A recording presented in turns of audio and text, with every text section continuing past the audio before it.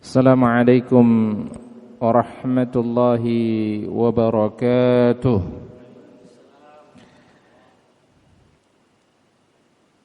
Innal hamdalillah nahmaduhu wa nasta'inuhu wa nastaghfiruh wa na'udzu billahi min shururi anfusina wa sayyiati a'malina.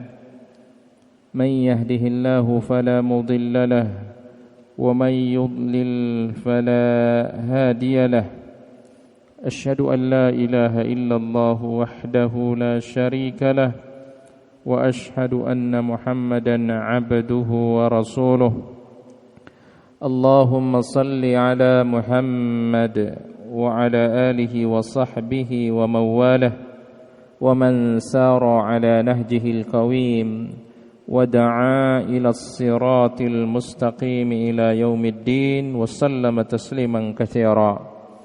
قال الله عز وجل: يا أيها الذين آمنوا اتقوا الله حق تقاته ولا تموتن إلا وأنتم مسلمون.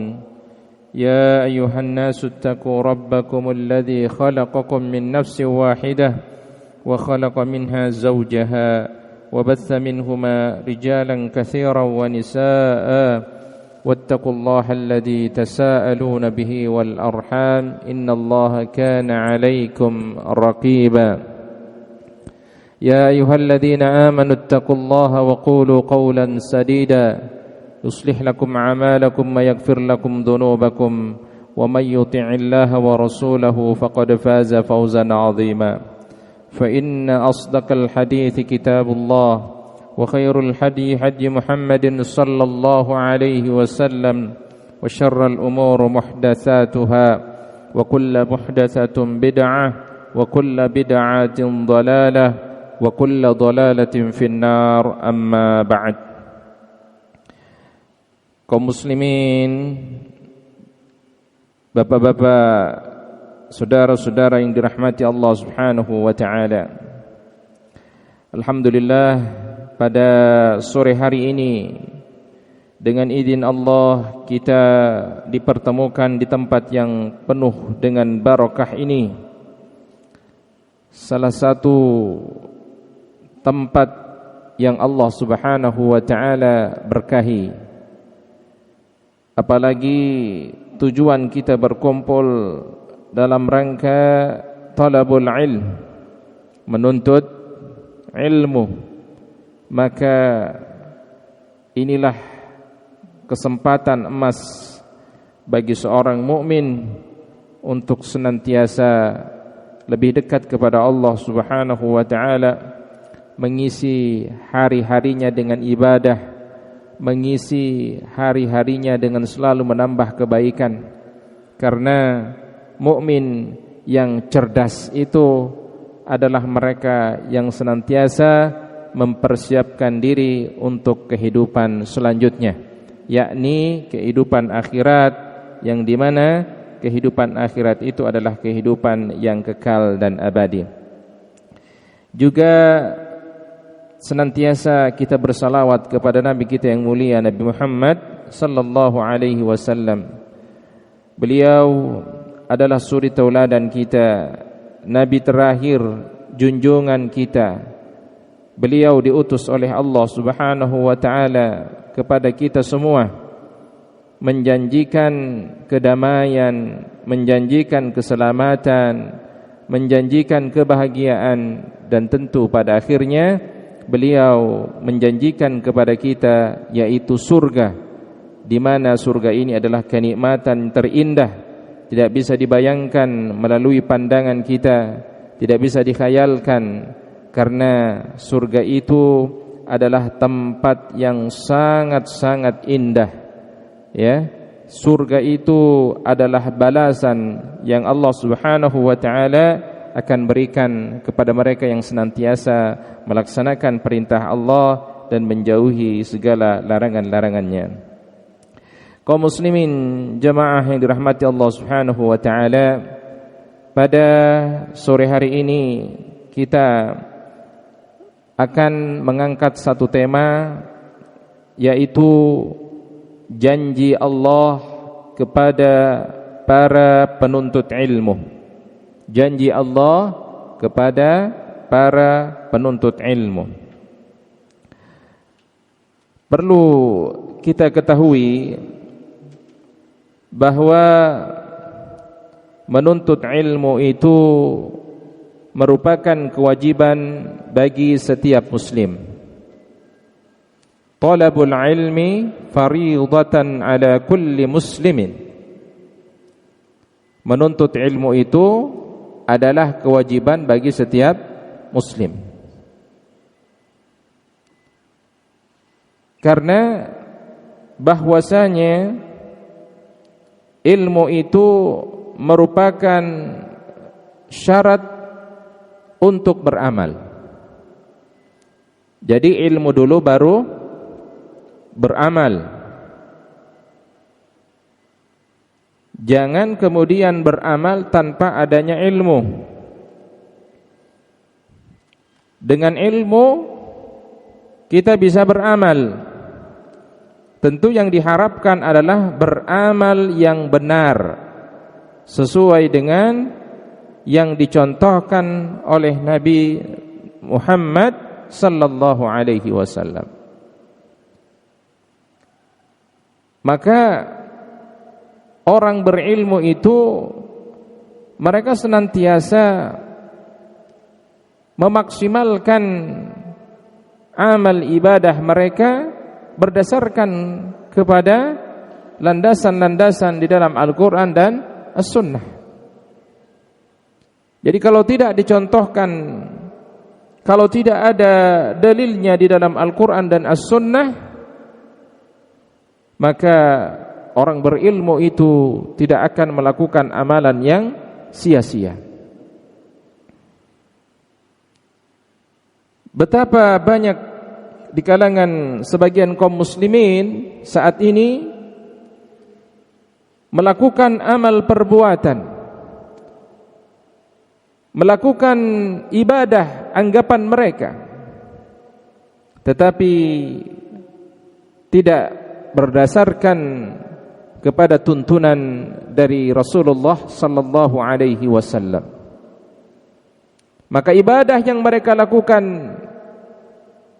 karena berdasarkan hawa nafsu, berdasarkan kecintaan buta kepada Nabi Muhammad sallallahu alaihi wasallam,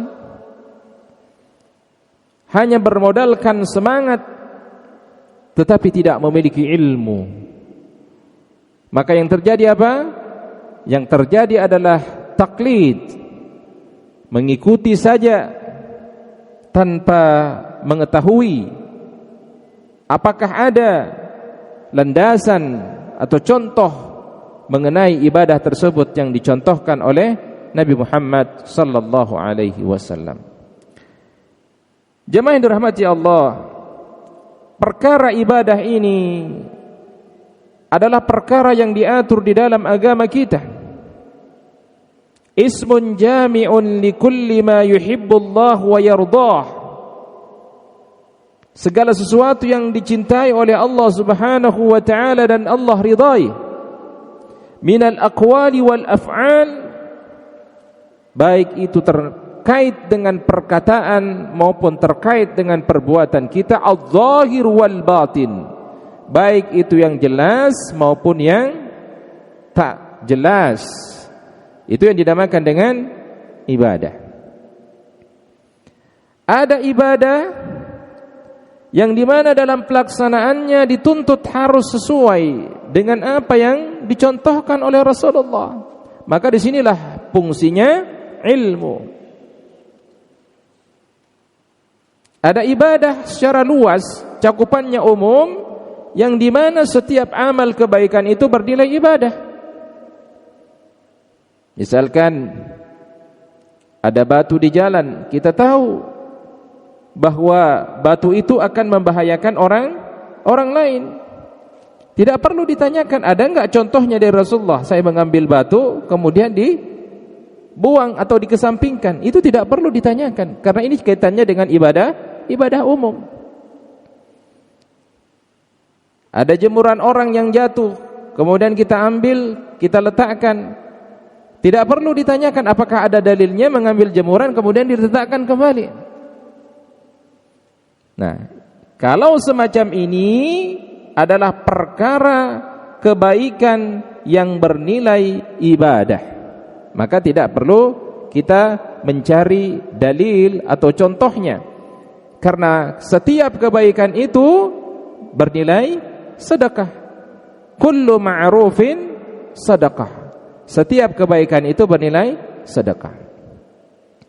Tetapi kalau ibadah yang jelas Rasulullah sallallahu alaihi wasallam katakan kepada kita, contohnya tentang salat, sallu kama ra'aitumuni usalli.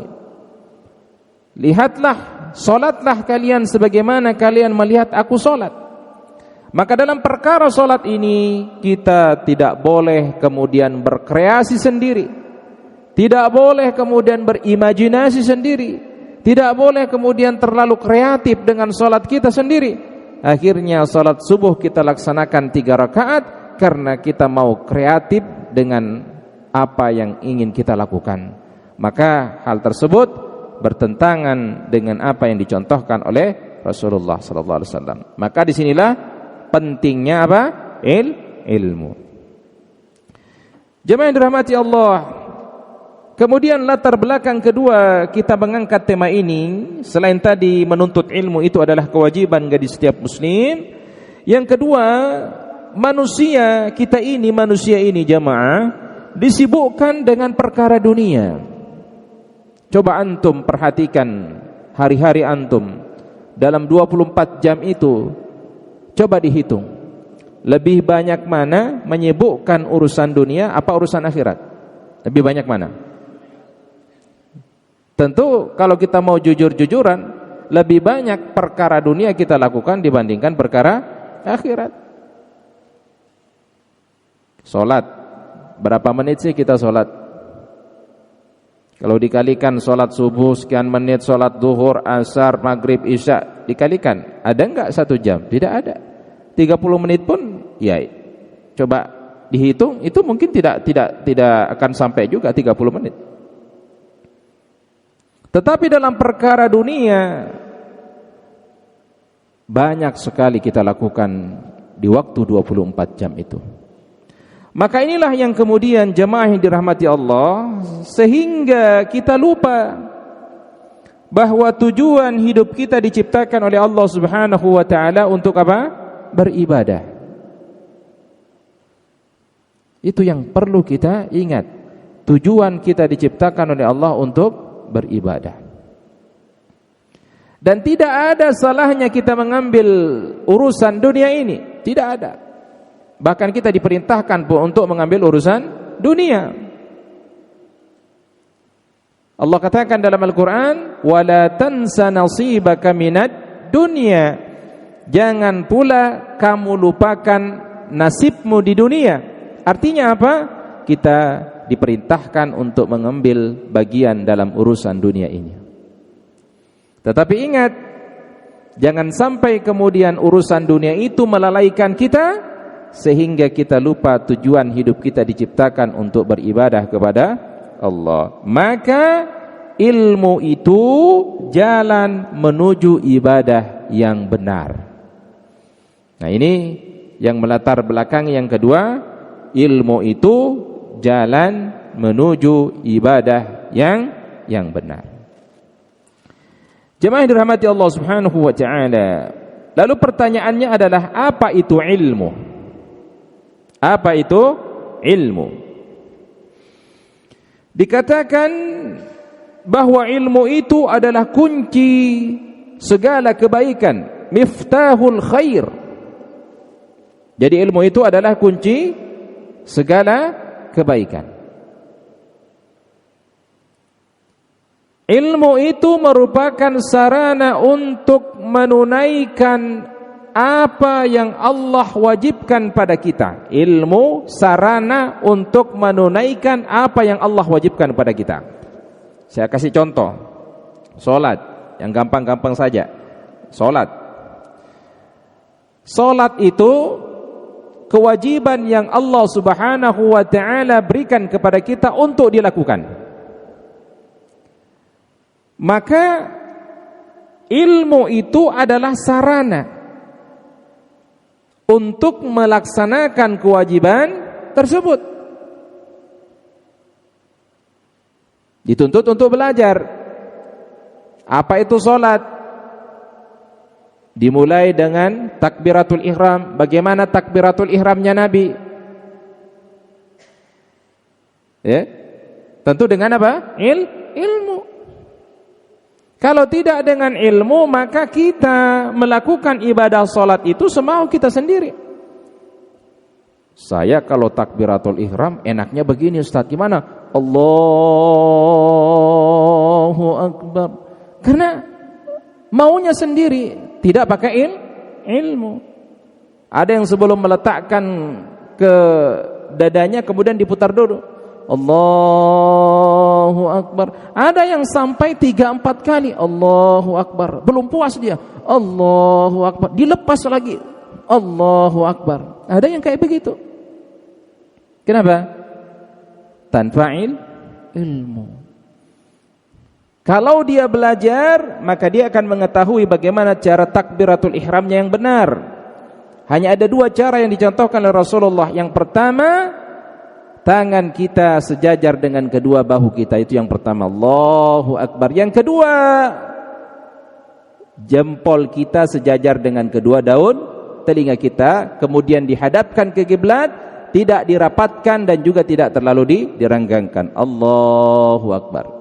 Nah, ini belajar. Tentu dengan apa? Ilmu. Maka ilmu itu adalah apa tadi? Sarana untuk menunaikan apa yang Allah Subhanahu wa taala wajibkan kepada kita. Tak sempurna keimanan dan tak sempurna pula amal perbuatan seseorang kecuali dengan ilmu. Seseorang yang ingin beramal dan dia mengatakan dirinya beriman kepada Allah tapi dia tidak memiliki ilmu, maka tidak sempurna keimanan dan amal perbuatannya. Bukan hanya sekedar percaya bahwa Allah Subhanahu wa taala Tuhan kita. Kalau hanya sekedar mempercayai yang menciptakan alam semesta ini, yang menciptakan kita adalah Allah, apa bedanya kita dengan orang-orang jahiliyah dulu? Mereka juga percaya. Ketika mereka ditanya siapakah yang menciptakan langit dan bumi, mereka mengatakan Allah. Tetapi mereka masih memiliki keyakinan bahwa ada kekuatan lain yang bisa memberikan kesenangan, kebahagiaan, rezeki selain daripada Allah. Oleh karena itulah maka ulama kemudian membagi tauhid itu menjadi 3. Ada tauhid rububiyah terkait dengan Allah Subhanahu wa taala sebagai pencipta. Ada tauhid uluhiyah terkait dengan ketuhanan, penyembahan terhadap Allah. Ada tauhid asma was sifat. Maka sekali lagi dengan apa tadi? Ilmu. Dengan ilmu Allah disembah.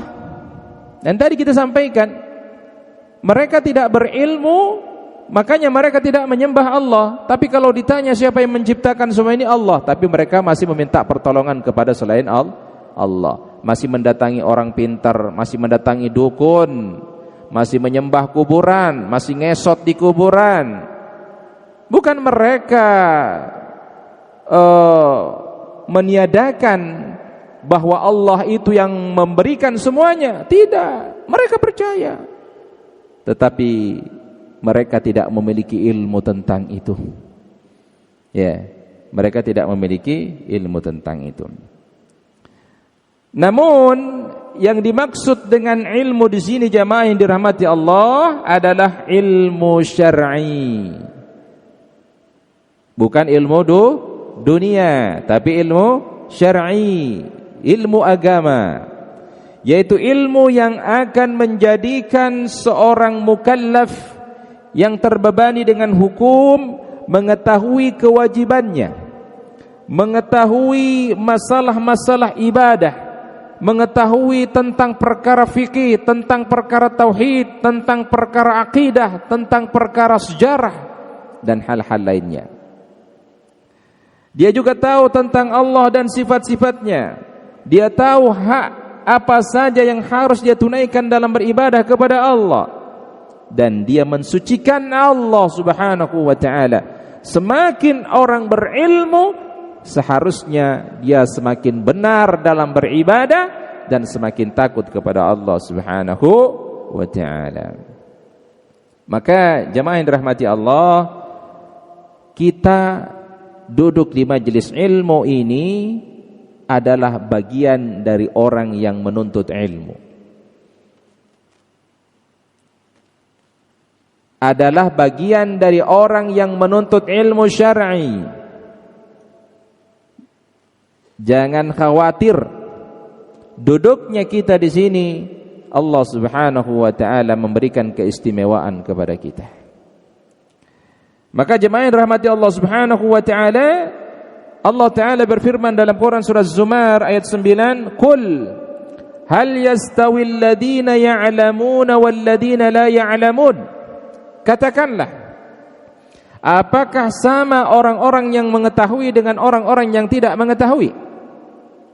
Tentu jawabannya pasti tidak sama.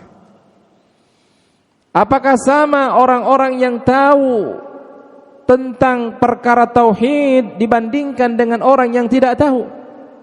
Tentu jawabannya tidak sama. Mengenai ayat ini, Syekh Abdurrahman As-Sa'adi rahimahullahu taala berkata, beliau mengomentarinya, la yastawi haula'i wala haula.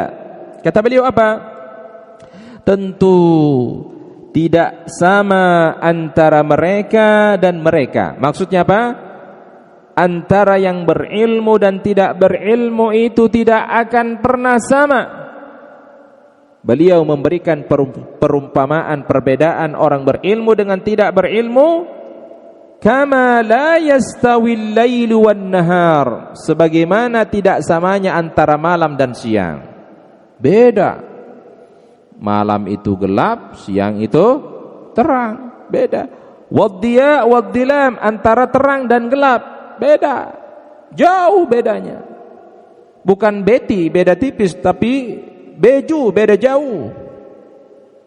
Ya, antara orang berilmu dengan tidak berilmu. Wal ma' wan nar, antara air dan api. Jelas sekali perbedaannya. Maka orang yang berilmu itu mereka yang tahu betul hak-hak Allah Subhanahu wa ta'ala. Kalau kita berbicara dengan orang berilmu, maka pembicaraannya itu menarik. Kita tertarik, ingin tahu tentang apa yang ia sampaikan. Beda kalau kita bicara dengan orang yang tanpa ilmu, bawaannya emosi. Apalagi kalau dia mengandalkan apa? Akal pikirannya. Agama dilarikan kepada apa? Akal pikiran. Tidak sesuai dengan akal pikiran maka tidak diterima. Apa kata Ali radhiyallahu an? Jika seandainya agama itu menggunakan akal pikiran, kata Ali, seorang musafir diberikan keringanan ketika dia musafir.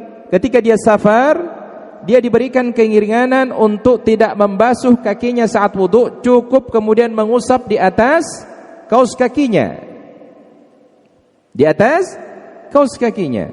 Kata Ali mengomentari tentang hal ini, jika seandainya agama itu dengan akal pikiran, tentu mengusap itu bukan di atas tetapi di bawah, karena yang kotor itu di mana? Di bawah.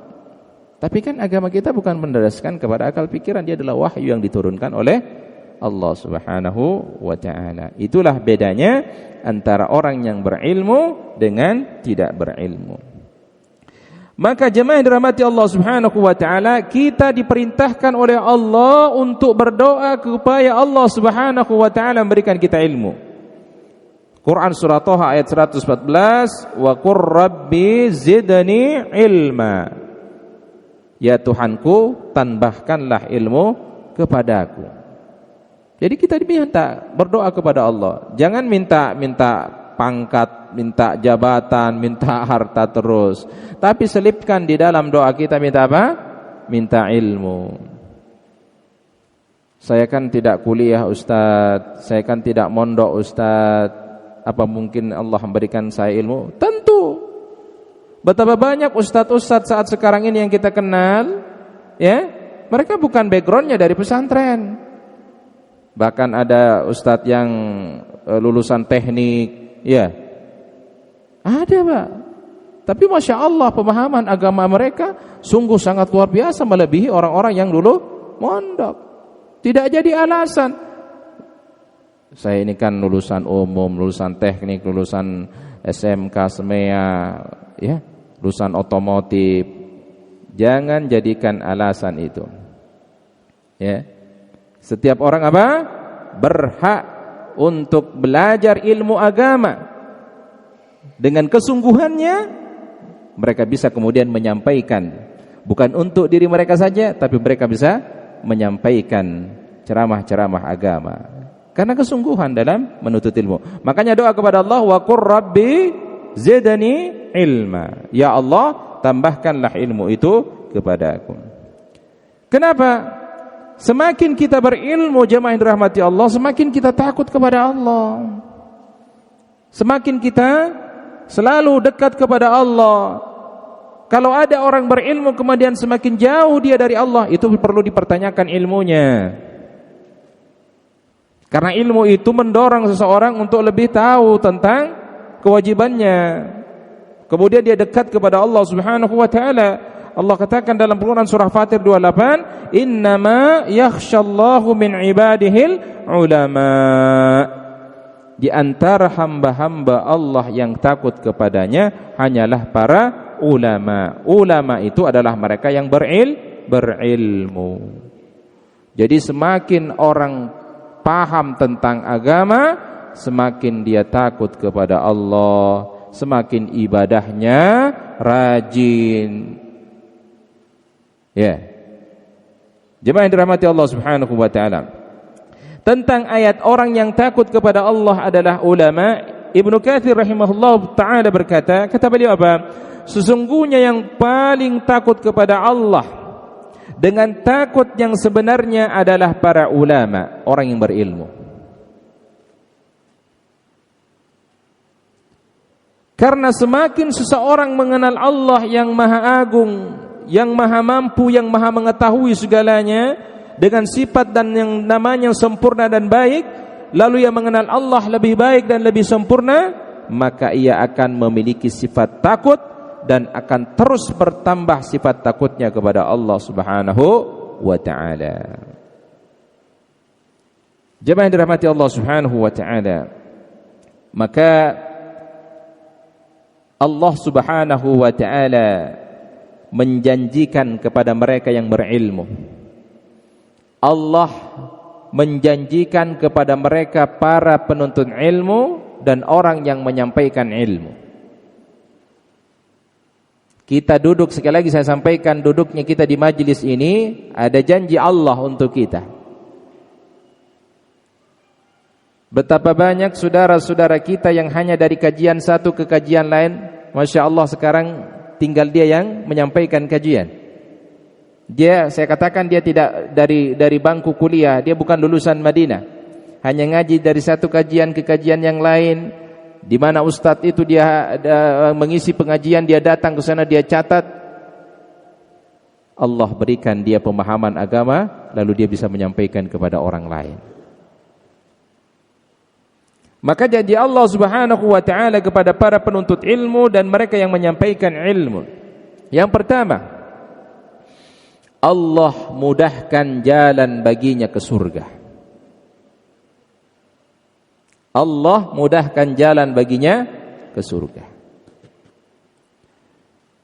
Mukaddimah awal tadi kita sampaikan bahwa segala macam ibadah yang kita lakukan ini endingnya adalah masuk surga.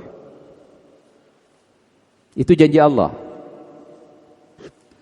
Hadis sahih yang disebutkan dalam Sunan Abi Dawud dari Katsir bin Qais, ia berkata, katanya, aku pernah duduk bersama dengan Abu Darda. Abu Darda ini sahabat Rasulullah sallallahu alaihi wasallam di Masjid Damaskus.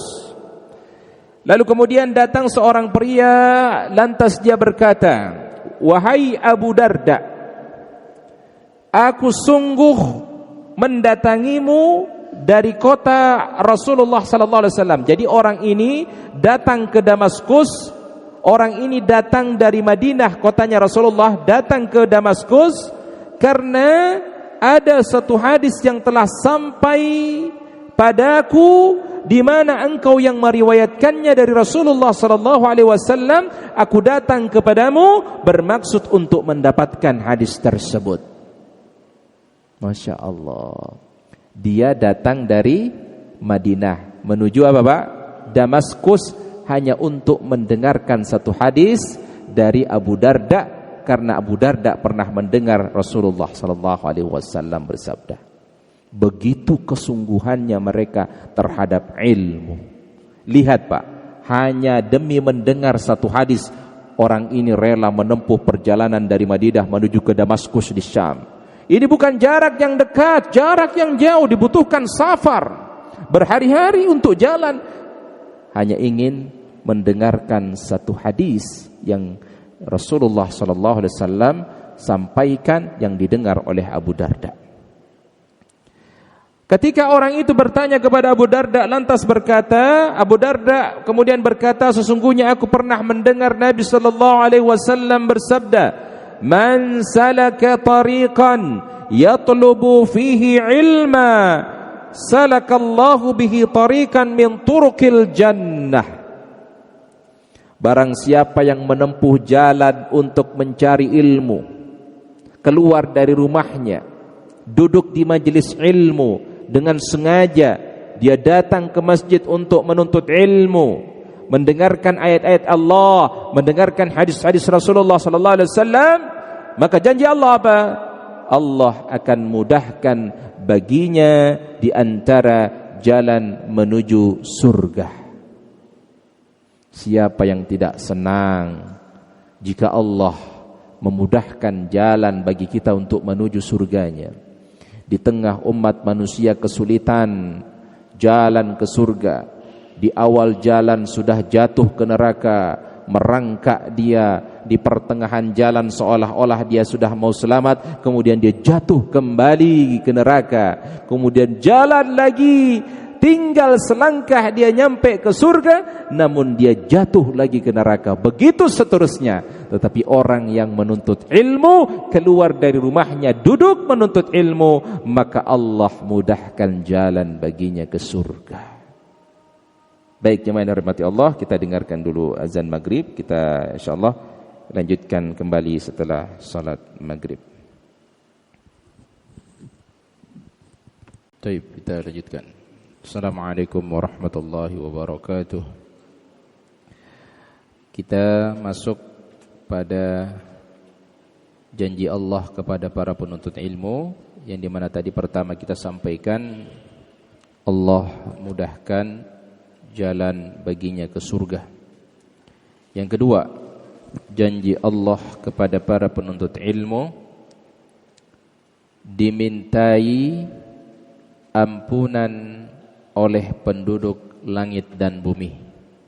Jadi orang yang menuntut ilmu, orang yang berada di majelis ilmu dan orang yang mengajarkan ilmu itu, maka seluruh penduduk langit dan bumi memohon kepada Allah agar ia diampuni segala dosa-dosanya.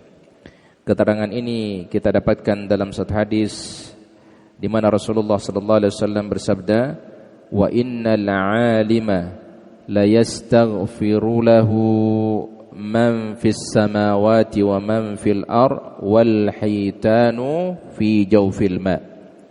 Sesungguhnya orang berilmu itu dimintai ampunan oleh setiap penduduk langit dan bumi, sampai ikan yang berada di dasar laut pun itu memohon kepada Allah supaya orang yang berilmu itu diampuni dosanya. Masya Allah.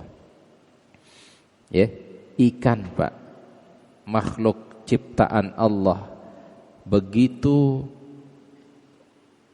kecilnya menurut anggapan kita yang kita konsumsi itu, ternyata memiliki kontribusi yang besar terhadap para penuntut ilmu. Dia memohon ampun kepada Allah Subhanahu wa taala agar para penuntut ilmu itu, orang yang berilmu itu diampuni dosanya oleh Allah Subhanahu wa taala. Bahkan dalam riwayat Imam Tirmidzi disampaikan bahwa sampai seekor semut di sarangnya pun turut mendoakan para penuntut ilmu agar dosanya diampuni oleh Allah Subhanahu wa taala. Itu yang kedua. Keutamaan yang ketiga, janji Allah kepada mereka para penuntut ilmu atau orang yang berilmu adalah bahwasanya amal perbuatan mereka tidak akan pernah putus. Amal mereka tidak akan pernah putus. Jadi kalau orang yang berilmu itu meninggal dunia, kita ketahui bahwa ketika meninggal dunia itu seluruh amal perbuatan kita sudah terputus. Tidak ada lagi kesempatan untuk melakukan kebajikan. Tetapi orang berilmu, meskipun dia meninggal dunia, tapi dia terus mengalir kepadanya amal-amal kebaikan. Rasulullah sallallahu alaihi wasallam bersabda, diriwayatkan oleh Imam Muslim dari sahabat Abu Hurairah radhiyallahu an, "Idza matal insan inqata 'amaluhu illa min thalathah." Jika seorang telah meninggal dunia, maka terputuslah amal perbuatannya kecuali 3 perkara. Min sadaqatin jariyah, dari sedekah jariyah, ini tidak akan pernah terputus, ya. Kemudian yang kedua adalah wa ilmin yuntafa'u bih, ilmu yang dimanfaatkan, ilmu yang diajarkan. Kalau saya ini mengajarkan kepada Bapak hadirin yang dirahmati Allah Subhanahu wa taala, kemudian antum semua amalkan, maka itu menjadi bagian amal jariyah saya.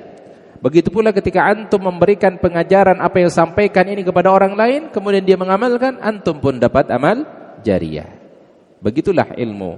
Jadi mereka yang berilmu kemudian meninggalkan ilmu itu dimanfaatkan oleh orang lain, maka itu akan menjadi amal yang tak akan pernah terputus. Wa waladin salih yad'ulah. Dan tentunya doa anak saleh kepada orang tuanya. Yang keempat, keutamaannya adalah Allah Subhanahu wa taala akan kehendaki mereka yang berilmu itu selalu mendapat kebaikan. Allah kehendaki mereka orang berilmu itu selalu mendapatkan kebaikan. Dimanapun mereka berada, mereka selalu mengerjakan apa? Kebaikan. Setiap saat yang ada dalam diri mereka adalah bagaimana melakukan kebaikan. Tidak ada waktu yang sia-sia bagi orang berilmu selain diisi dengan apa? Dengan kebaikan. Dari Muawiyah, Nabi sallallahu alaihi wasallam bersabda, hadis riwayatkan Imam Bukhari, "May yuridillahu bihi khaira yufaqihu fid din." Barang siapa yang Allah Subhanahu wa taala kehendaki mendapatkan seluruh kebaikan, maka Allah akan pahamkan dia tentang agama. Tadi saya katakan bahwa tidak ada sesuatu hal yang menurut kita tidak mungkin. Tetapi kalau Allah Subhanahu wa taala menghendaki, orang-orang yang kemudian bergelut di bidang-bidang ilmu umum, mesin, teknik, otomotif, transportasi, dengan izin Allah, mereka adalah orang-orang yang kemudian menjadi paham agama. Bisa baca kitab, bisa mengajarkan, bisa belajar bahasa Arab, bisa mengajarkan. Jadi sekali lagi tidak ada suatu hal yang tidak mungkin. Pertanyaannya adalah kenapa mereka bisa seperti itu? Tentunya dengan kesungguhan untuk belajar. Maka inilah yang dimaksud melalui hadis ini, bahwa orang yang mereka berada dalam ilmu itu, maka Allah Subhanahu wa taala selalu menghendaki mereka berada dalam kebaikan. Maka yang dimaksud faqih di dalam hadis ini, yufaqihu, maka Allah Subhanahu wa taala memberikan pemahaman kepadanya. Yang dimaksud faqih dalam hadis ini bukanlah hanya mengetahui hukum syar'inya saja, tetapi lebih daripada itu. Bukan dia paham saja, tetapi lebih daripada itu. Dikatakan faqih jika seseorang memahami tauhid dan pokok Islamnya. Jadi orang faqih itu adalah paham betul tentang ketauhidan dan pokok-pokok Islam, serta yang berkaitan dengan syariat Allah Subhanahu wa taala. Maka orang yang berada di dalam kebaikan itu Allah pahamkan dia. Allah berikan dia kemudahan untuk memahami agama. Bahkan mereka hafal hadis, hafal Al-Quran. Allah mudahkan semua itu. Ini yang dikatakan oleh Syekh Muhammad bin Shalih Al-Utsaimin dalam Kitabul Ilm. Maka kita juga bisa seperti mereka. Ya, kalau ada kesungguhan yang kuat dalam diri kita untuk selalu menuntut ilmu. Kemudian yang kelima, keutamaannya atau janji Allah kepada orang yang berilmu itu, Allah angkat derajat mereka yang berilmu. Allah angkat derajatnya. Ya. Sebagaimana Allah Ta'ala berfirman, yarfa'illahu alladhina amanu minkum walladhina utul ilma darajat. Allah niscaya akan mengangkat orang-orang yang beriman di antara kamu dan orang-orang yang diberikan ilmu dengan beberapa derajat. Terkait dengan ayat ini Rasulullah sallallahu alaihi wasallam kemudian bersabda, diriwayatkan oleh Imam Muslim, "Innallaha yarfa'u bihadzal kitab aqwama wa yada'u bihi akharin." Sesungguhnya Allah mengangkat dengan Alkitab, Al-Quran ini beberapa kaum. Allah angkat, Allah tinggikan derajatnya, dan Allah pun merendahkan beberapa kaum dengannya. Maksudnya apa? Mempelajari ilmu Al-Quran, maka Allah Subhanahu wa ta'ala akan mengangkat derajat orang tersebut. Allah tidak akan sia-siakan dia. Itu tadi yang dimaksud dengan Allah angkat derajatnya, karena dengan belajar Al-Quran kemudian Allah angkat derajatnya. Coba kita lihat Pak, tengok imam-imam Masjid Nabawi, imam-imam Masjidil Haram, ya, Masya Allah. Dengan Al-Quran Allah angkat derajat mereka. Urusan dunia nggak usah tanya Pak, dijamin mereka semua. Ya, bahkan dikisahkan satu imam diminta untuk menulis berapapun yang ia mau. Ya, itu Allah angkat derajatnya. Bahkan dalam perkara imam, ya, yang didahulukan siapa? Orang yang paham Al-Quran. Ya ummul qauma aqra'uhum bi kitabillah. Yang berhak mengimami orang-orang adalah mereka yang paham tentang Al-Quran. Orang yang hafal Al-Quran, orang yang tahu maknanya, orang yang bisa tahu penjelasannya, mereka yang berhak mengimami orang-orang. Tetapi di sisi lain juga ada orang yang mempelajari Al-Quran bukan karena ingin mendapatkan ridha Allah, tetapi karena ingin mendapatkan keuntungan sedikit dari dunia, maka Allah merendahkan kaum tersebut. Banyak orang niatnya menghafal Al-Quran, kemudian dengan hafalan itu dia mencari apa? Kepingan-kepingan keuntungan dunia. Dia tidak mau mengajarkan orang lain ketika kalau mereka tidak mau apa? Tidak mau dibayar. Dia perjualkan ayat-ayat Allah Subhanahu wa taala. Maka Allah Subhanahu wa taala hinakan mereka. Jemaah dirahmati Allah, di zaman dahulu ada seseorang yang lehernya cacat. Cacat, Pak. Dan orang ini selalu menjadi bahan ejekan, tertawaan. Kalau dilihat dia, maka dia diketawain, diejek sama orang-orang di sekitarnya. Teman-temannya pun mengajak dia. Kemudian ibunya berkata kepadanya, "Wahai anakku, hendaklah engkau menuntut ilmu." Ingat pesan ibunya, karena dia saking diejeknya, ditertawainnya, ibunya berpesan kepadanya, "Hendaklah engkau menuntut ilmu, maka niscaya Allah akan angkat derajatmu." Maka sejak itulah jemaah rahmati Allah, ia pun giat belajar terus ilmu-ilmu syar'i. Qadarullah, hingga ia pun menjadi orang alim, sehingga ia diangkat menjadi qadhi, menjadi hakim di Mekah selama 20 tahun. Ya. Selama berapa? 20 tahun dia diangkat menjadi hakim di Mekah. Dengan apa? Ilmu. Dulu orang yang menghina dia, dulu orang yang menertawakan dia, sekarang pun menjadi bangga dengan dia. Karena ada orang yang cacat, ternyata bisa apa? Allah angkat derajatnya dengan apa? Ilmu. Imam Sufyan bin Uyainah rahimahullahu ta'ala mengatakan, kata beliau apa? Orang yang paling tinggi kedudukannya di sisi Allah di antara hamba-hambanya yaitu siapa? Para nabi dan ulama. Ya tentu karena predikat ilmu itu menempel pada mereka. Nabi Adam alaihi salam ketika Allah Ta'ala kemudian memerintahkan untuk menyebutkan nama-nama yang ada di sekitarnya, wa 'allama Adam al-asma'a kullaha. Nabi Adam bisa menjelaskan nama-nama yang ada di sekitar semuanya. Berarti Nabi Adam apa? Berilmu. Jemaah yang dirahmati Allah Subhanahu wa taala. Yang keenam, orang yang berilmu dikecualikan dari laknat Allah. Orang yang berilmu dikecualikan dari laknat Allah. Imam At-Tirmidzi rahimahullahu taala meriwayatkan dari Abu Hurairah radhiyallahu an bahwasanya Abu Hurairah pernah mendengar Rasulullah sallallahu alaihi wasallam bersabda, "Ala inna dunya mal'unah." Ketahuilah, sesungguhnya dunia itu dilaknat. Dunia itu dilaknat. Mal'unun ma fiha, dan dilaknat pula apa yang ada di dalamnya. Illa, kecuali.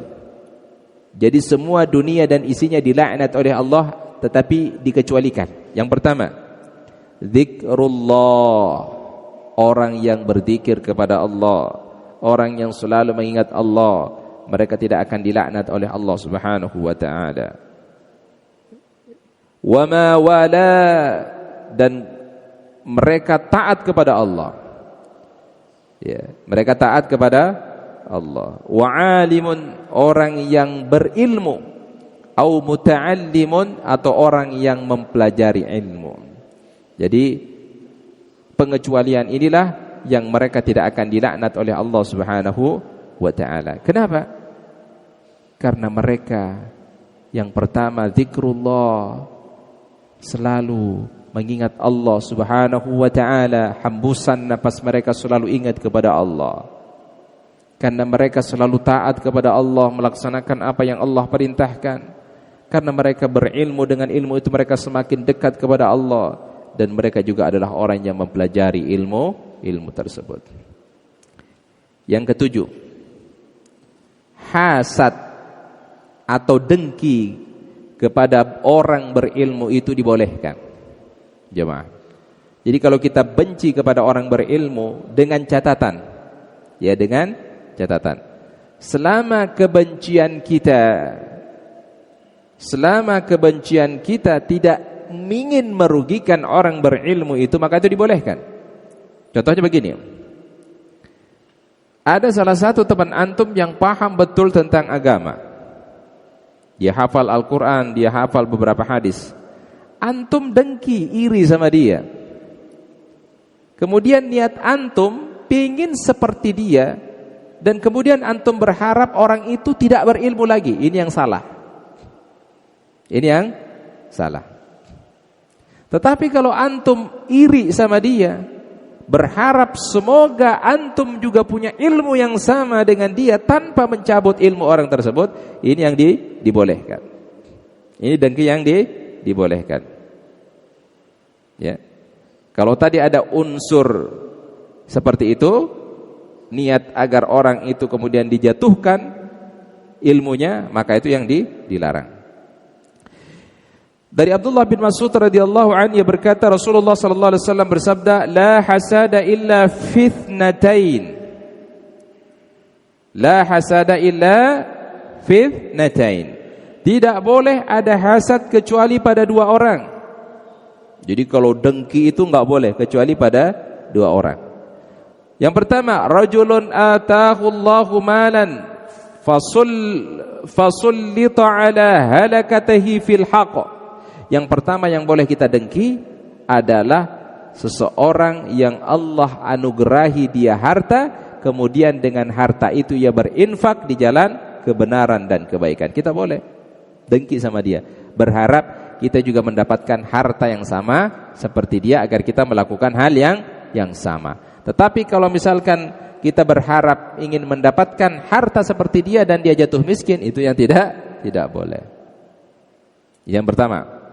Yang kedua, wa rajulun atahu Allahul hikmah fahuwa yaqdi biha wa yu'allimuha. Yang kedua yang boleh kita dengki iri adalah seorang yang Allah karuniai ilmu, kemudian ia menunaikan dan mengajarkannya. Ya, ini yang kemudian kita boleh dengki. Imam Ibnu Qayyim rahimahullahu taala berkata, kata beliau begini, seseorang hanya boleh hasad dengan maksud ghibthah. Seseorang boleh hasad dengan maksud ghibthah, maksudnya ingin semisal seperti dia. Itu namanya ghibthah. Tanpa menginginkan nikmat Allah pada yang lain, orang itu menjadi hilang. Yang tadi kita sampaikan. Ya. Maka selain daripada dua orang ini, kita tidak boleh hasad kepadanya. Yaitu tidak boleh ingin semisal dia, karena selain keduanya tidaklah memberikan manfaat untuk orang lain. Nah, ini harus kita perhatikan, bahwa boleh hasad kepada orang yang berilmu dengan harapan bisa kita miliki seperti dia, dan kepada orang yang memiliki harta dengan harapan bisa kita miliki, kemudian dengan harta itu kita bisa berinfak. Yang kedelapan, bahwasanya orang berilmu ditakuti oleh syaitan. Nah, orang berilmu ditakuti syaitan. Ya. Kalau ketemu syaitan, syaitan takut sama kita apa kita, Pak? Berarti kalau syaitan enggak takut, berarti kita enggak berilmu ya. Ya. Ada pernah ketemu syaitan? Jadi orang berilmu itu ditakuti syaitan. Dari Ibnu Abbas, riwayat Imam Tirmidzi, faqihun wahid asyaddu 'ala syaitan min alfi 'abid. Ya. Seorang faqih itu faham terhadap agama, lebih ditakuti oleh syaitan dibandingkan dengan 1000 ahli ibadah. Meskipun hadis ini sebagian ulama mengatakan bahwa dhaif, tapi Imam Ibnu Qayyim rahimahullah mengatakan maknanya sahih. Kata Imam Ibnu Qayyim maknanya sahih. Tapi dalam periwayatan disebutkan bahwa hadis ini adalah hadis yang dhaif. Tapi Imam Ibnu Qayyim mengatakan maknanya sahih. Satu orang faqih lebih ditakuti oleh syaitan dibandingkan dengan 1000 ahli ibadah. Paham maksudnya, Pak? Paham maksudnya? Apa maksudnya? Satu, orang susah diingatkan ketika merasa dia benar. Orang susah diingatkan ketika merasa dia benar padahal dia salah. Paham ya? Jadi ada orang ibadah, udah dia merasa benar, padahal tidak ada tuntunannya dari Nabi SAW. Kalau diingatkan itu susah sekali. Makanya syaitan senang sama orang seperti ini. Ya, syaitan senang. Tapi kalau ada orang yang berilmu, dengan ilmu itu dia benar ibadahnya, maka ini orang yang ditakuti oleh syaitan. Makanya orang-orang yang kemudian beribadah yang tidak ada tuntunannya, semakin merajalela, semakin banyak, syaitan makin senang. Ya. Karena kalaupun dia ahli ibadah, tujuan dia hanya untuk berujung pada dirinya sendiri. Tetapi kalau orang berilmu, selain untuk dirinya sendiri dan juga untuk orang banyak. Ya. Antum memberikan nasihat kepada orang yang melakukan sesuatu yang tidak dianjurkan oleh Rasulullah sallallahu alaihi wasallam itu lebih susah. Ya, karena syaitan itu kemudian membersamai mereka. Nah, ini yang tadi maksud dengan seorang faqih lebih ditakuti oleh syaitan dibandingkan dengan 1000 ahli ibadah. Yang 9, Allah membanggakan orang yang berada di majelis ilmu di hadapan para malaikat. Ini nih Pak, kita yang duduk di sini dibanggakan oleh Allah di hadapan para malaikat Pak. Mungkin jangan khawatir, ya. Apalagi kalau yang sampai selesai kajian ini, Allah banggakan kita. Yang tadinya Allah kemudian menyebutkan nama kita, tiba-tiba kok nggak ada lagi, dia nggak akan jadi disebut namanya. Kata Rasulullah sallallahu alaihi wasallam, ada satu riwayat yang diriwayatkan oleh Muslim, sesungguhnya Rasulullah pada suatu ketika keluar mendatangi sekumpulan orang di kalangan sahabat-sahabatnya. Lalu beliau bersabda, kata beliau, "Ma ajlasakum?" Apa yang menyebabkan kalian duduk-duduk berkumpul di sini?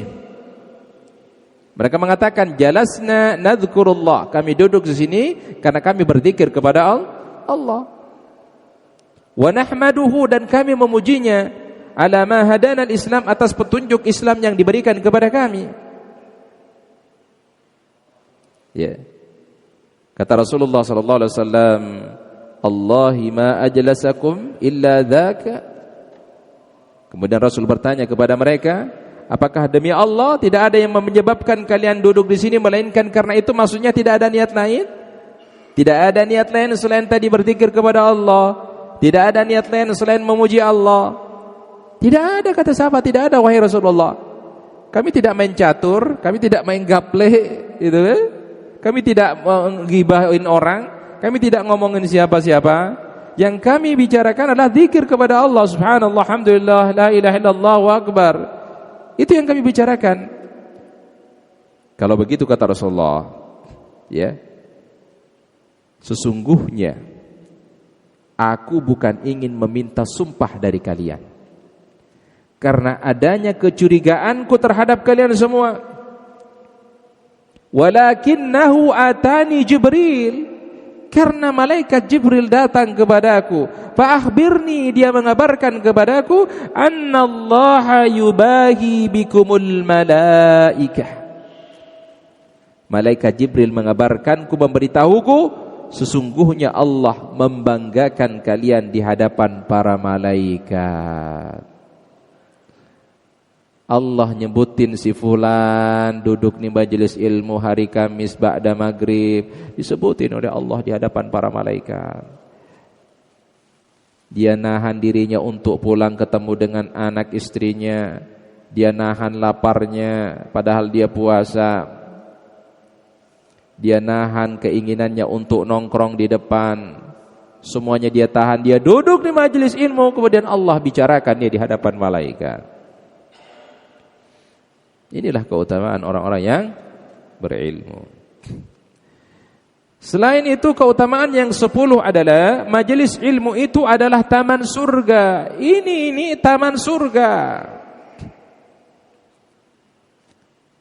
Kalau enggak sekarang, kapan lagi kita akan menuntut ilmu? Apakah kita yakin ketika kita sampai di rumah kemudian kita membaca buku? Itu pun harus pada bimbingan. Bukan hanya sekedar membaca, buka Google, tanya tentang hukum-hukum. Maka yang dimaksud di sini adalah orang yang berkumpul di majelis ilmu seperti ini adalah taman surga. Idza marartum bi riyadil jannah farta'u, qalu wa ma riyadul jannah, qala hilaquz zakr. Jika kamu melewati taman-taman surga, maka singgahlah dengan senang. Para sahabat bertanya, wa ma riyadul jannah, apakah taman-taman surga itu wahai Rasulullah? Qala hilaquz dzikr.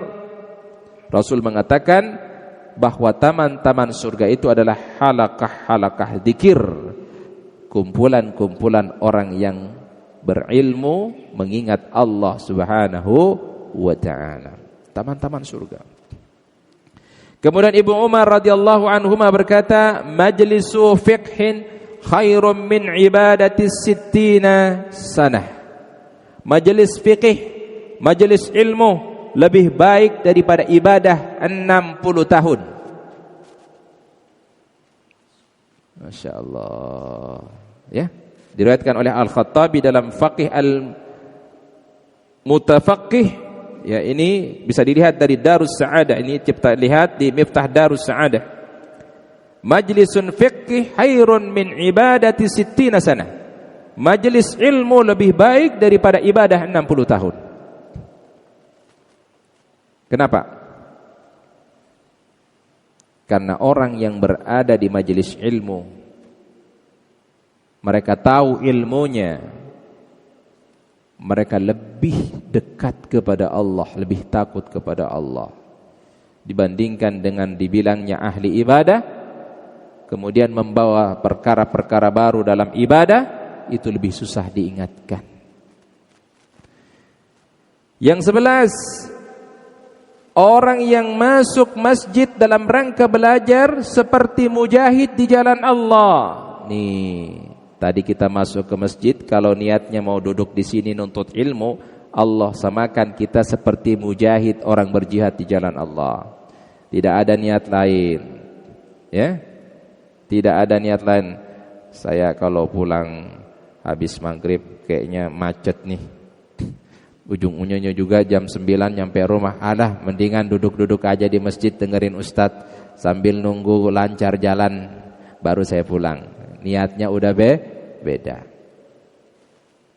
Tapi kalau niatnya sengaja dia duduk di sini untuk mendengarkan ayat-ayat Allah, hadis-hadis Rasulullah, maka disamakan dengan orang yang berjihad di jalan Allah. Kata Rasulullah SAW yang diriwayatkan oleh Abu Khatim bin Hibban, siapa saja yang masuk ke masjid kami untuk mempelajari kebaikan, maka ia adalah mujahid, orang yang berjihad di jalan Allah. Tetapi siapa yang niatannya untuk hal lain selain daripada itu, maka ia seperti menunggu yang tidak mendapatkan apa-apa. Yang tadi, kalau niatnya nunggu di masjid, menunggu agar kemacetan terurai, maka dia hanya menunggu yang tidak mendapatkan apa-apa. Rugi. Jemaah dirahmati Allah Subhanahu wa taala. Menutup kajian kita ini, saya akan sampaikan kisah-kisah para ulama dalam menuntut ilmu, agar kita semakin termotivasi. Ternyata ulama begitu, Pak. Dan rasanya saya sendiri pun, ya Allah, ini enggak ada apa-apanya. Ya, apalagi di dunia saat sekarang ini, di dunia di mana kita berkecimpung dengan teknologi media sosial, kayaknya lebih banyak buka media sosialnya daripada kita ngajinya, daripada kita baca bukunya. Baca buku baru 5 menit, mata udah merem, ya. Tapi kalau buka Facebook, scroll TikTok, 2 jam nggak terasa itu.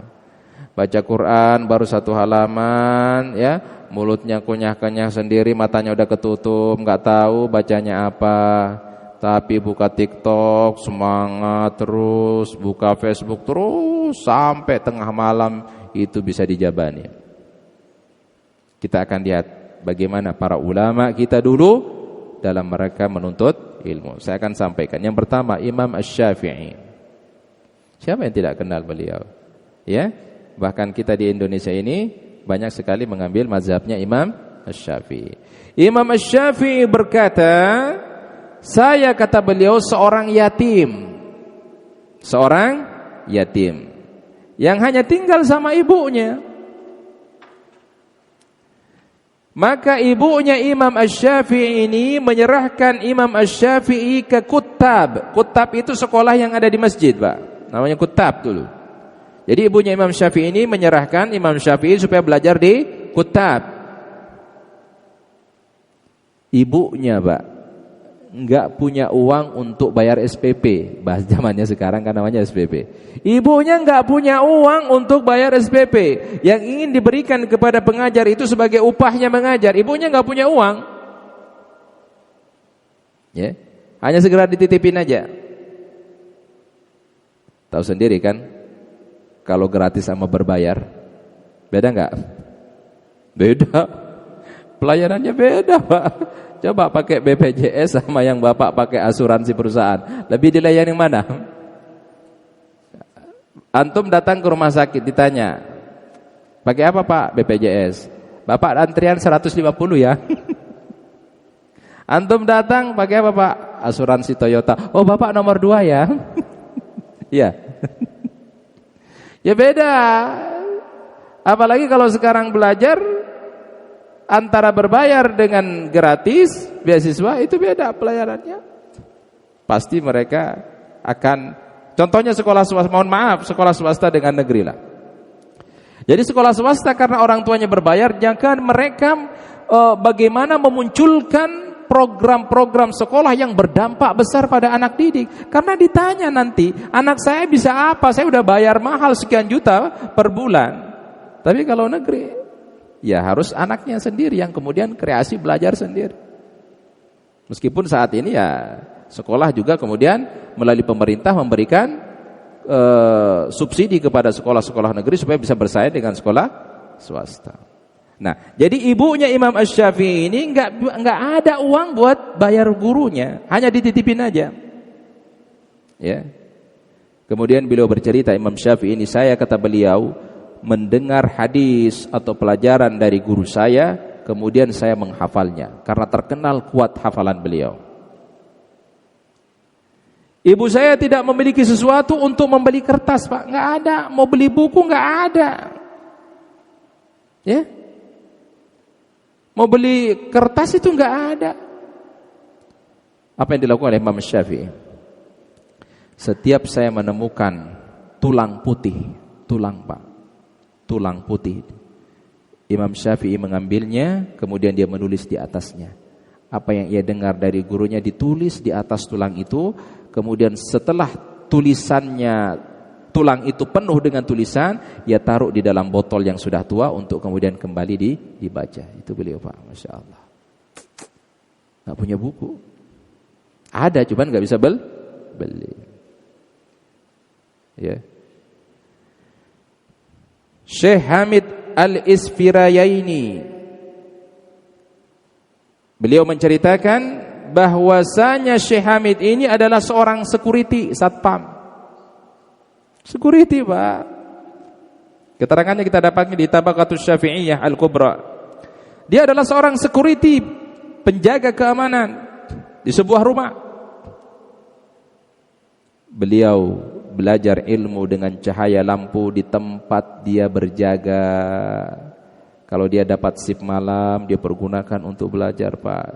Security kita begitu, Pak, di sini ya. Kalau lagi belajar, mengamani, dia hafal Quran, Masya Allah. Seorang security, makanya tadi sampaikan, kok bisa dia? Ya, karena terlalu fakir miskinnya, tidak mampu membeli minyak untuk lampu. Tetapi beliau makan dari gajinya seorang security. Ya, bisa Pak mereka.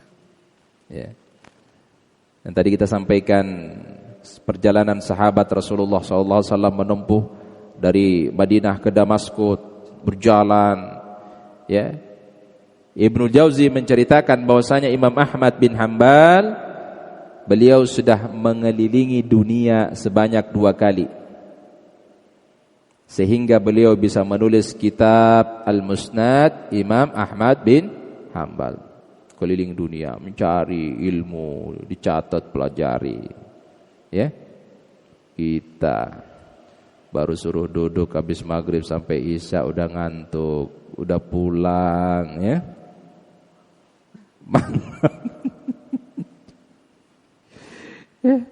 Pinginnya ahli ilmu, tapi suruh belajar ogah, gitu ya. Tadi saya katakan, jangan merasa, ya saya kan ini seorang karyawan mobil Ustaz, mana bisa. Loh, apa bedanya dengan ulama yang tadi kita sampaikan seorang security. Ya. Antum kenal Ustaz siapa itu? Amri Nur Baiz itu. Beliau lulusan apa? Teknik. Ya. Lulusan teknik. Sebenarnya kita juga bisa. Kalau mau apa? Belajar. Saya udah tua Ustaz, buru-buru mau ngapa? Akan ada alasan muncul, beribu-ribu alasan ketika dihadapkan pada kenyataan ini lo bisa. Ini mirip sama antum nih. Jurusan kuliahnya sama, kerjaannya sama, tapi dia bisa. Pertanyaannya kenapa antum tidak bisa? Itu kan yang jadi pertanyaan. Nah, ya itu jawabannya ya. Jemaah dirahmati Allah Subhanahu wa taala. Baik, sebelum kita tutup, barangkali ada yang mau disampaikan, ditambahkan atau ditanyakan mengenai hal-hal yang tadi kita sampaikan terkait dengan janji Allah Subhanahu wa taala kepada para penuntut ilmu, atau mau berbagi cerita tentang pengalaman belajar ya. Sampai sekarang mungkin sudah hafal berapa juz nih di sini? Ya, pengalamannya hafal Al-Qur'an sambil kerja sambil hafal. Kan enggak boleh ya, Pak ya. Kalau kerja ya fokus kerja, mungkin di saat-saat istirahat murojaah gitu. Silakan, Pak. Fadhal, silakan. Waalaikumsalam warahmatullahi wabarakatuh. Afwan. Izin bertanya terkait dengan seseorang yang sudah belajar dan mendapatkan ilmu gitu ya, dan ilmunya juga sudah di-sharing, tapi dengan ilmu tersebut itu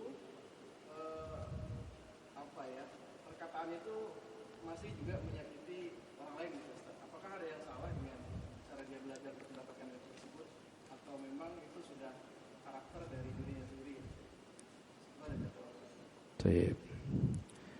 Kadang kita mendengar ungkapan begini, ini mah bawaan saya, ya. Dari kecil saya udah begini omongannya. Pernah dengar? Lalu buat apa belajar kalau tidak ada perubahan? Belajar itu apa tujuannya? Berubah dari yang tidak tahu menjadi tahu.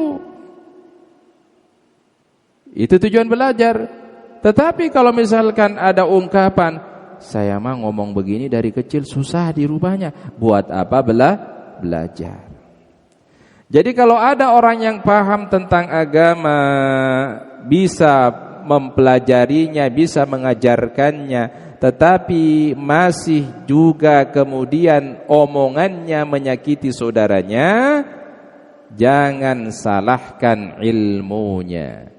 Tetapi yang disalahkan adalah orangnya sendiri tidak bisa menjaga lisannya, dan dia tahu, man kana yu'minu billahi wal yaumil akhir falyakul khairan aw liyasmut. Siapa yang beriman kepada Allah dan hari kemudian, hendaklah dia berkata yang baik. Kalau tidak bisa maka dia tahu pasti kalau dia berilmu. Hadisnya, ya ayyuhalladzina amanu taqullaha wa qulu qawlan sadida.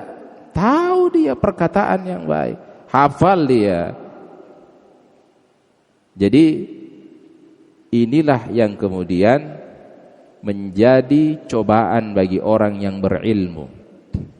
Maka Allah katakan dalam Quran surah As-Saff, ya ayyuhalladzina amanu lima taquluna ma la taf'alun.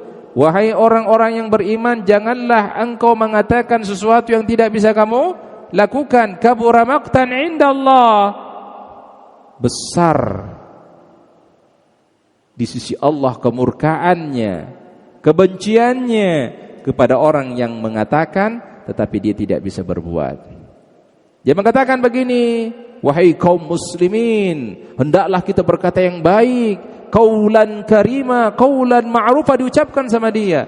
tapi kesehariannya masih keluar kata-kata yang menyakiti saudara, itulah yang Allah katakan tadi, kabura maqtan indallah. Sekali lagi, jangan salahkan ilmunya, tapi salahkan dianya yang tidak bisa mengamalkan ilmunya. Maka orang seperti ini Allah murkai karena dia mengatakan sesuatu yang tidak bisa dia amalkan. Allahu a'lam bishawab.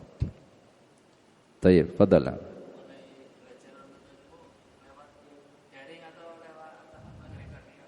Baik. Yang dimaksud dengan tadi janji Allah di sini dikelilingi oleh malaikat, taman-taman surga, itu belajar ilmu offline datang begini. Ya, itu yang tadi maksudnya. Berkumpul di satu majlis, berzikir kepada Allah, menyampaikan ayat-ayat Allah, didengarkan, diperhatikan, dicatat, pulang diamalkan, itulah yang kemudian mendapatkan janji Allah tadi. Ustaz, kalau misalkan saya dengerin ceramah di YouTube, apakah dapat pahala? Iya, dapat pahala kalau kita melakukannya. Paham? Ya? Kalau kita apa? Mengamalkannya. Karena di situ ada unsur kebaikan. Segala sesuatu yang kemudian kebaikan kita lakukan, maka dianggap apa tadi? Sedekah. Jadi yang dimaksud tadi adalah ngaji seperti ini, hadir, berhadap-hadapan, ada guru, ada murid, kemudian membuat halaqah-halaqah seperti ini, maka itulah yang tadi dimaksudkan dengan janji Allah Subhanahu wa taala. Baik. Ya. Fadal.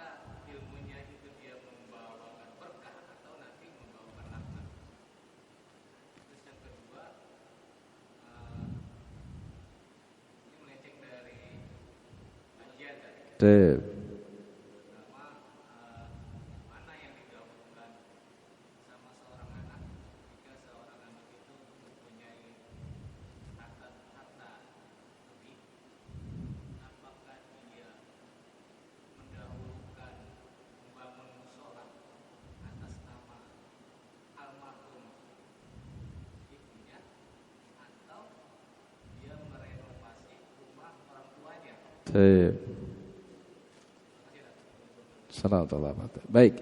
Yang pertama adalah jamaah yang dirahmati Allah. Orang yang berilmu, kemudian dengan ilmunya dia manfaatkan, dengan manfaat ilmunya kemudian orang menjadi berubah lebih baik, lebih dekat kepada Allah, lebih takut kepada Allah, maka inilah yang disebut dengan amal yang tidak pernah terputus meskipun orangnya sudah meninggal dunia. Ada juga yang dimaksud dengan dosa jariah. Dia menyebarkan dosa kepada manusia kaum muslimin, kemudian diikuti oleh setelahnya.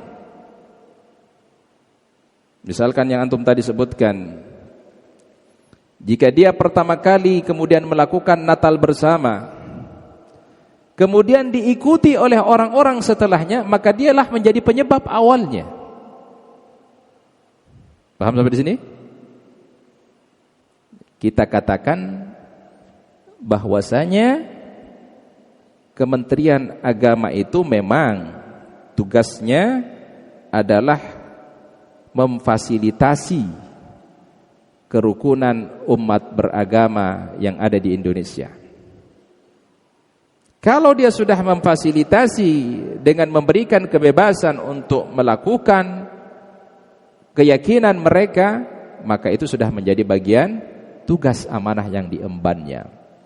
Tetapi kalau sudah masuk pada ranah keyakinan bahwasanya dia yang pertama kali kemudian melakukan itu sehingga diturunkan kepada generasi-generasi berikutnya, maka dia yang akan kena dampak dari dosanya.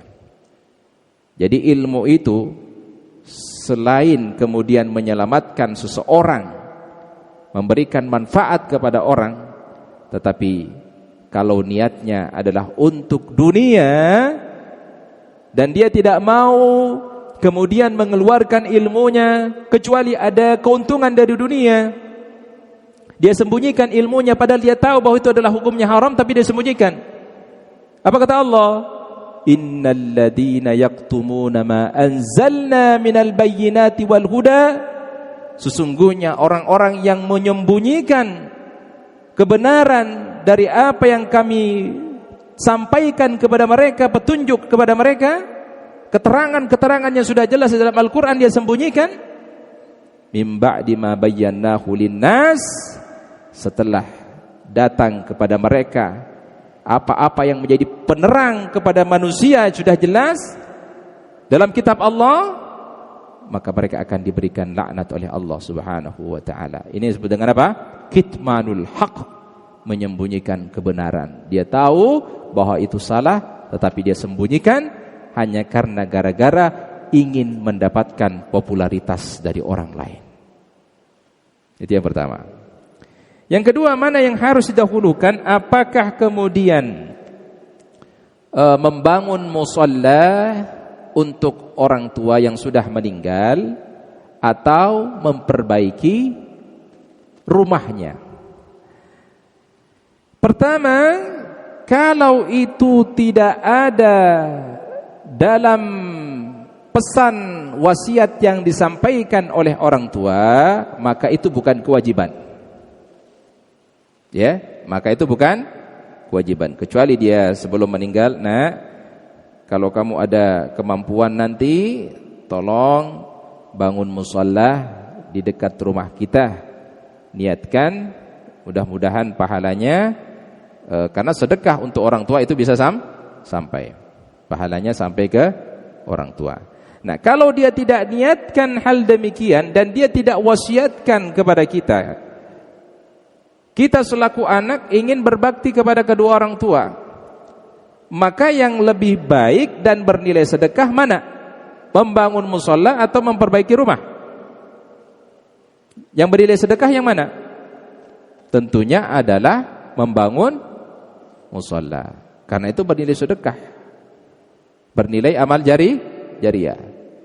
Jadi musalla yang digunakan untuk sholat itu kemudian dipakai oleh orang lain, maka amalnya pun akan turut sampai kepada orang tua kita yang meninggal dunia. Tapi kalau kemudian rumahnya yang kita bangun, yang nikmati siapa? Orang lain? Apa kita?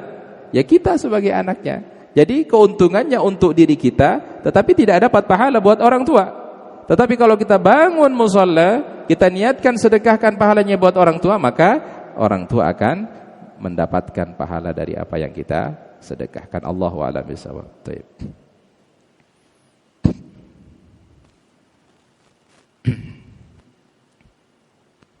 Baik.